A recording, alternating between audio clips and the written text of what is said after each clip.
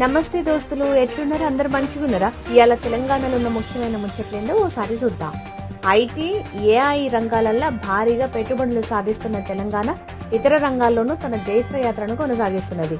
OTT దిగ్గజం Netflix 30,000 చదరపు అడుగుల విస్తీర్ణంలో హైదరాబాద్ లో ఆఫీస్ ను ఏర్పాటు చేసింది. మార్చి 12న సీఎం రేవంత్ ఈ ఆఫీస్ ను ప్రారంభించనున్నారు. హైదరాబాద్ నుంచి విఎఫ్ఎక్స్ సేవలను అందించేందుకు ఈ కార్యాలయాన్ని నెట్ఫ్లిక్స్ ఏర్పాటు చేసింది. పేదలకు అండగా నిలబడేది తామేనని నిరూపించుకున్నది రేవంత్ సర్కార్. వెలుగుమట్ల భూదాన్ భూముల్లోని అసలైన అర్హులకు 412 మందికి ఇందిరమ్మ ఇళ్లను మంజూరు చేసింది. మంజూరు పత్రాలను కూడా అందజేసింది. ఈ భూములలో పాగా వేసిన అక్రమార్కుల రియల్ దందాకు చెక్ పెట్టింది.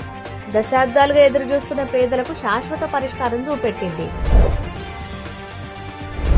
వచ్చే ఏడాది జూన్ 26 నుంచి జూలై 7 వరకు జరిగే గోదావరి పుష్కరాలను కుంభమేళా స్థాయిలో నిర్వహించేందుకు రేవంత్ సర్కార్ ముందస్తు ఏర్పాట్లు చేస్తున్నది. ఈ పుష్కరాలకు దాదాపు 8 కోట్ల మంది తరలొచ్చే అవకాశం ఉన్న నేపథ్యంలో తీరంలోని ప్రధాన ఆలయాలలో భక్తుల సౌకర్యార్థం శాశ్వత నిర్మాణాలు చేపట్టింది. ప్రజాపాలన ప్రగతి ప్రణాళికల భాగంగా గ్రామాలల్లో పరిశుభ్రతకు ప్రత్యేక డ్రైవ్ చేపట్టింది రేవంత్ సర్కార్.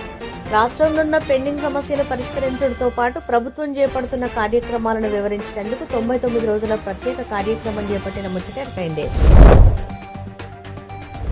తెలంగాణ ప్రగతిని ఓర్వలేని బీఆర్ఎస్ పార్టీ మల్లోపారి మూసీ ప్రక్షాళన మీద తన ఫేక్ మీడియా తోటి విషయం జిమ్మింది. మూసీ ప్రక్షాళన మొదటి దశ బడ్జెటే 6,000 కోట్లు కాగా అందుకు 10 రెట్లు చేర్చి ఫేక్ ప్రచారం చేయిస్తున్నాడు కేటీఆర్. ఈ ఫేక్ ప్రచారం మీద మూసీ తీరంలోని పేదలు ఆగ్రహం వ్యక్తం చేస్తున్నారు. ఇక ఇయ్యాలంటే తెలంగాణలో ఉన్న ముఖ్యమైన ముచ్చట్లు రేపు మంచి ముచ్చట్లతో మళ్ళీ కలుద్దాం. శరార్థులు.